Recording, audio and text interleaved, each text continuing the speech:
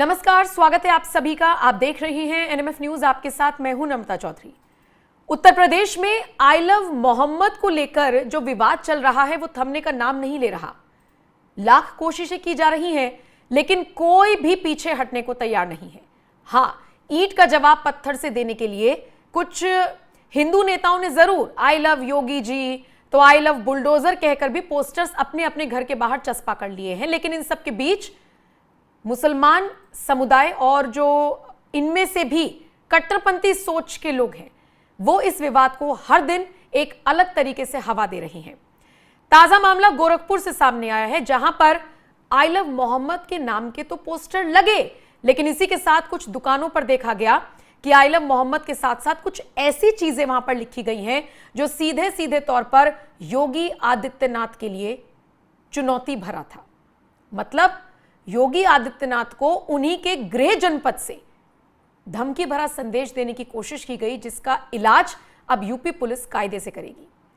आपको समझना होगा कि पिछले कुछ वक्त से गोरखपुर को विरोधी लोगों ने निशाने पर ले रखा है। ये विरोधी मानसिकता के जो लोग हैं गोरखपुर के बहाने कहीं ना कहीं योगी आदित्यनाथ पर तंज कसने की कोशिश कर रही है, उनके शासन पर सवाल उठाने की कोशिश कर रही है और शुरुआत गोरखपुर से कर रहे हैं। कभी आपने सुना है कि गोरखपुर में इतनी हिम्मत बढ़ गई दबंगों की कि वो पुलिस को पीट दे या पुलिस के किसी अधिकारी का सिर फोड़ दे? एक मामले में ऐसा हुआ, अभी कुछ दिन पहले खबर आई। पशु तस्करों ने दीपक गुप्ता नाम के एक लड़के को मार गिराया, उसका सिर फोड़ दिया। यह मैसेज देने की कोशिश की गई कि देखिए कैसे अपराधियों के हौसले बुलंद हैं। हालांकि बिना वक्त गवाए यूपी एसटीएफ ने उस आरोपी को ढेर कर दिया जिसने गोरखपुर में हिंसा करने की कोशिश की थी। अब एक बार फिर गोरखपुर चर्चाओं में आ गया है। गोरखपुर जो कि उत्तर प्रदेश के मुख्यमंत्री योगी आदित्यनाथ का गृह जनपद है, वहां पर जो बैनर लगे हुए हैं वो अब चर्चा का विषय बन गए हैं। दरअसल दुकानों में, गली मोहल्लों में जिस तरीके से आई लव मोहम्मद के पोस्टर्स लगे हैं ना, इन्हीं पोस्टर्स में उकसावे भरी बातें भी लिखी हुई सामने आ रही हैं, जो अपने आप में बेहद चौंकाने वाली बात है। गोरखपुर से ये तस्वीरें सामने आई हैं, गोरखपुर से, जहां पर बहुत अजीब अजीब बातें लिखी हुई हैं। ये जो पोस्टर्स गोरखपुर से हम आपको दिखा रहे हैं उस पर होल्ड कीजिएगा ताकि दर्शक पढ़ सकें। जो पहला पोस्टर है, यह बताने की कोशिश की जा रही है कि हिसाब से रहो साहब। ये देखिए, हिसाब से रहो साहब, हम सब्र में हैं, कब्र में नहीं। मतलब दुकान लग रही है, दुकान जैसा कुछ है क्योंकि शटर डाउन है। वहां पर आई लव मोहम्मद का तो पोस्टर है, लेकिन अब जरा इसे होल्ड कीजिए। तेरे नाम पर जंग हो गई तो हम ऐसे बुजदिल भी पहली सफ में खड़े मिलेंगे। मतलब जिस तरीके से छोटे छोटे मुसलमान बच्चों को बरगलाया जा रहा है, उनके दिमाग में यह बात घर कर दी जा रही है कि आई लव मोहम्मद कहने से तुमको रोका जा रहा है, तो ये उसका रिएक्शन है कि ऐसे पोस्टर्स लगाए जा रहे हैं कि अगर जंग हुई तुम्हारे नाम पर, यानी वो अपने नबी से ये बात कह रहे हैं, तो हम तैयार हैं। जबकि समझना होगा कि जंग जैसे कोई हालात नहीं है, कोई किसी को कहीं पर भी नहीं रोक रहा। सोचिए, गोरखपुर से ये तस्वीरें सामने आ रही हैं। गोरखपुर से जब ये बैनर सामने आए, जब ये पोस्टर सामने आए, तो पहले तो स्थानीय लोगों ने इन्हें फाड़ दिया। फिर चूंकि विवाद ना हो जाए, ऐसे में आनन फानन में पुलिस मौके पर पहुंची तो बैनर को उतार लिया गया। पुलिस फिलहाल पोस्टर लगाने और लगवाने वालों की तलाश कर रही है। ऐसे में कुछ लोगों को चिन्हित भी किया गया है और स्थानीय लोग कह रहे हैं कि दंगा भड़काने की कोशिश गोरखपुर में की जा रही है। दुकान के शटर के ठीक ऊपर विवादित बैनर लगाया गया। अब लोग कह रहे हैं कि जिसकी दुकान है उसको पकड़ा जाए। सोचिए, पोस्टर में लिखा है कि अगर कभी तेरे नाम पर जंग हो गई तो हम ऐसे बुजदिल भी पहली सफ में खड़े मिलेंगे। फिलहाल स्थानीय लोगों ने पोस्टर्स को फाड़ा। ये पोस्टर बैनर किनकी दुकान पर लगे, किसने लगवाए, ये अभी तक साफ नहीं है, लेकिन यह जरूर है कि पुलिस एक एक का हिसाब कायदे से जरूर करेगी। पोस्टर्स बताने के लिए काफी है। बाकी देखिए, इस तरीके के पोस्टर्स भी सामने आए जिनमें योगी आदित्यनाथ के लिए भी लोगों ने लिखा है कि आई लव योगी आदित्यनाथ या आई लव बुलडोजर। यानी ये पोस्टर विवाद लगातार बढ़ता जा रहा है। फिलहाल अगर मैं गोरखपुर का जिक्र करूं तो गोरखपुर में मामला शांत है, लेकिन क्या वाकई में मुसलमानों ने योगी को ये कह लीजिए कि चुनौती देने की कोशिश की है? और इनका क्या इलाज होगा, ये जो कट्टरपंथी सोच के लोग हैं बखूबी जानते हैं, क्योंकि गोरखपुर में कोई भी समुदाय हो योगी आदित्यनाथ के पक्ष में ही रहा है। लेकिन एक तबके को भड़काकर हिंसा करने की कोशिश एक बार फिर से की जा रही है। अगर ये कहा जाए तो गलत नहीं होगा।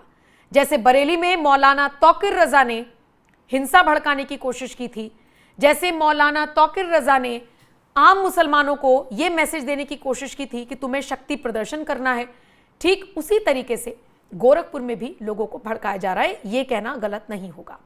आपको बता दें, ये पूरा विवाद, ये जो आई लव मोहम्मद को लेकर जो पूरा विवाद है, ये कानपुर से शुरू हुआ था 4 सितंबर को 12 वफात पर जो एक कार्यक्रम चल रहा था उसको लेकर, लेकिन उसके बाद से ये विवाद लगातार बढ़ता जा रहा है और एट द एंड हमने देखा कि बरेली में किस तरीके से हिंसा हुई। हालांकि पुलिस ने लाठीचार्ज किया। खुद उत्तर प्रदेश के मुख्यमंत्री योगी आदित्यनाथ ने भी अराजकता फैलाने वाले लोगों को कहा था, मैसेज दिया था कि इसी तरीके से उनका इलाज किया जाएगा, लेकिन अभी भी ऐसा लग नहीं रहा कि चीजें कंट्रोल में करने की कोशिश कुछ समुदाय कर रही हैं। अब देखने वाली बात यह होगी कि गोरखपुर से जिस तरीके से ये बैनर पोस्टर की खबर सामने आई, इन जैसे लोगों का क्या इलाज होता है। बाकी योगी आदित्यनाथ के प्रति अपने प्यार का इजहार भी लोग कर ही रहे हैं। बहरहाल योगी आदित्यनाथ के एक ऐसे ही बयान के साथ आपको छोड़कर जा रही हूं फिलहाल इस खबर पर, और गोरखपुर को जो लोग अब निशाने पर ले रहे हैं, आपका क्या कुछ कहना है इस खबर पर? कमेंट सेक्शन में अपनी राय जरूर दीजिएगा। जिसने भी कानून को हाथ में लेने का प्रयास किया, जो भी राह चलते हुए राहगीर पर हमला करेगा, जो भी बेटी की सुरक्षा पे सेंध लगाने का कार्य करेगा, और जो भी व्यापारिक प्रतिष्ठानों में आगजनी करने का दुस्साहस करेगा, जो भी पर्व और त्योहारों में उपद्रव करेगा, उसको हम पहले से इस बारे में कह देंगे कि उसको बिना मांगे जहन्नुम में जाने का टिकट हम काट करके दिला देंगे।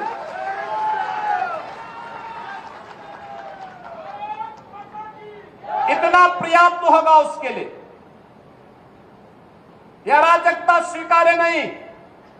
विकास में हर व्यक्ति की भागीदारी जब सुनिश्चित की गई है, गांव गांव का विकास हो रहा है, कल्याणकारी योजनाओं में बिना भेदभाव के शासन की योजना का लाभ उपलब्ध करवाया जा रहा है, बिना भेदभाव के युवाओं को नौकरी और रोजगार उपलब्ध करवाया जा रहा है, तो फिर यह अराजकता कैसे?